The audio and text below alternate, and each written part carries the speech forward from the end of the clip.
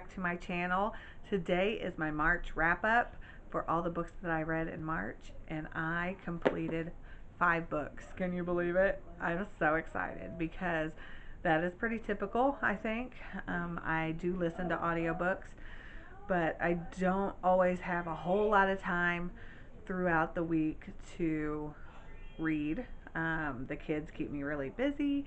Everything keeps me really busy. My freelance stuff, my job. I am working from home full time right now. I'm not sure for how long. Just through all of this pandemic stuff, it's pretty nerve wracking, but not knowing what's going to happen. But it's okay. We're just taking it one day at a time. The kids are going to start their e learning soon, so that's going to be another thing to keep me busy. On top of all of my domestic goddess uh, endeavors. So let's just jump right into it. So for the month of March, I completed 2 physical books and nope, 3 physical books and 2 audiobooks. So the first one that I completed is Aphrodite Made Me Do It. This is a poetry book, very personal. I felt this on every level of a poetry book. The pictures were amazing, the words were amazing. It spoke to my soul. I mean, it was just very feminist, it was very survival, it was very raw, and I felt a lot of things in this book. There were a lot of triggering events, but I mean things that I've been through, so I felt them deeply. Cool thing about this, I did reach out to Trista Mateer, the author of this book, on Instagram just to let her know that this was an experience, a positive experience, a very deep and connecting experience that I felt with this book. And she replied back and told me that she was glad I liked it, so that was pretty dope. The next book I completed was Marie Lu, The Kingdom of Back. Amazing.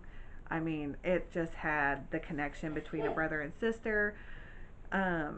Just everything about it was really cool. I did touch on before how I felt about Nan Earl's role as a woman, as a young lady in these times, and how it was kind of angering and infuriating how she could only be the caretaker and she could only be the sister and a future wife. And it was just, that part was really, you know, it really resonated inside of me in a negative way just because of how far we've come as women and how everything is not as black and white as it once was. So, on that note, it was still a very powerful story, very magical realism. It had a lot of historical points in it about Mozart and Nan Earl and their family. And it was just really well written, well thought out. I really enjoyed it, and I'm glad I finished it. So there's that. Audiobook that I completed, The Way of the Rose, The Radical Path of the Divine Feminine Hidden in the Rosary by, I'm pulling it up right now, Clark Strand and Perdita Finn. And this is a nonfiction selection, and I am obsessed with rosaries at this point in my life now because this book just went way past any type of religious connotation with the rosary, and it was very empowering, very touching. It was just amazing. Just the way that they talked about their experiences with the rosary and praying to the rosary, being spiritual and not religious, not Catholic, not Christian, just spiritual, very meditation, open spiritually. I mean, just, it was amazing. They really talked about their experiences with the rosary, how they prayed to the rosary, and things happened for them in that instance. So I have started to actually look more into rosaries, and I am obsessed, all because of this book. So I highly recommend it. It's very good, very quick read, and a lot of things you will be like, what? And it was amazing. So I'm very excited about that. The next audiobook that I finished was Deathless Divide by Justina Ireland. And this is the second book in the Dread Nation duology. And I listened to it, and Bonnie Turpin is one of the narrators, and she is amazing. She is one of my favorite narrators of audiobooks of all time. So I was very excited to hear that. Deathless Divide by Justina Ireland. It was a very good audiobook. There were actually two narrators, and that was really interesting. I really liked the separation between the two main characters. So, and this was a zombie tale, and I love that. I love everything about it, about a woman and women fighting against zombies and zombies in general. So this is very interesting to me. It kept my interest through the whole audiobook.